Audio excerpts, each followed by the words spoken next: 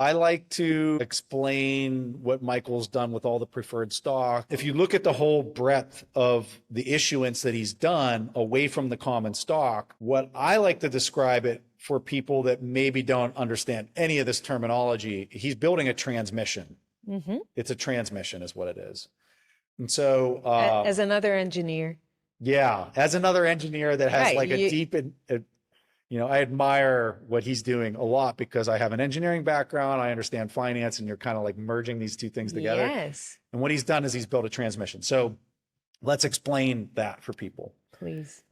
Why, like, what is a transmission? A lot of people drive their car, they know the term, they kind of have an idea. There's a bunch of gears in there, but like truly, like, what's the purpose of a transmission?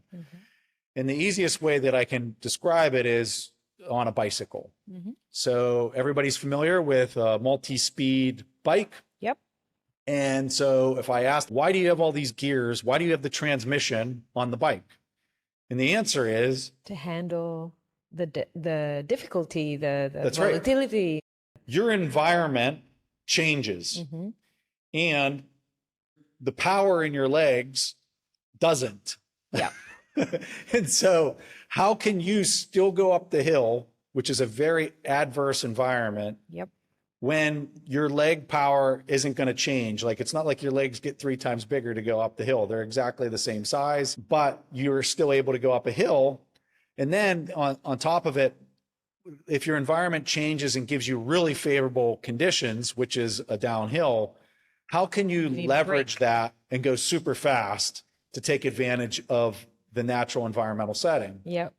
And so a transmission is what allows you to adjust to your environment despite the fact that you're in a fixed setup of power. So when we look at like what Michael's doing with all these— Very good analogy. Very good. When you look at what Michael's doing, he's preparing for an adverse environment and also a very advantageous environment. When these central banks print and they lay on the floodgates of fiat, he wants to be able to set the sail. He wants to be able to change the gear into 21st gear on the bike and rip down the mountain. Okay. He also is prepared for what we just went through, which I would argue for much of 2023 to start of 2025 was a tightening environment. It's akin to going up the hill. And I would say that all of this issuance that he's done in the preferred stock market is preparation for the next time that they would go about tightening the fiat and going up the mountain. Okay. So this gets really hard to explain from a financial standpoint, but in general, I think he's built a transmission. He can adjust the gears based on the environmental setup. If they're tightening the money supply or they're loosening the money supply, he has all the gears there to like make this thing rip. The goal is on the bike, if you stop, you have to put your foot down or you fall over. And the name of the game is to keep the inertia in the wheels to keep it going forward. And I feel that what he has on the market today is enabling him to keep that thing moving forward. And that would be a positive mNAV, like an mNAV over 1.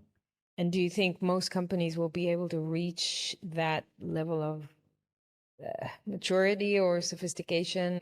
If they do it right. I think so. Just because a 7-year-old kid has teeny tiny legs, they can still ride their bike. Now, they might not be able to get the momentum of the adult on the bike, but that little kid can still ride the bike with a transmission. Now, we're still using the bike analogy. If you build a gear that had just tremendous amounts of torque in order to turn the wheel, think about it. When you're on your bike, if you try to change your gear, you have to be able to turn the wheel to get the gear to pop to the next one, right? You don't want to get caught not being able to turn. And so what you might get are some people that are designing gears that far exceed the capacity in their legs to turn the gear, and they get over levered. It's really neat that the terminology in like mechanical engineering, which we're talking about, and finance is actually very similar. Very similar. Very cool.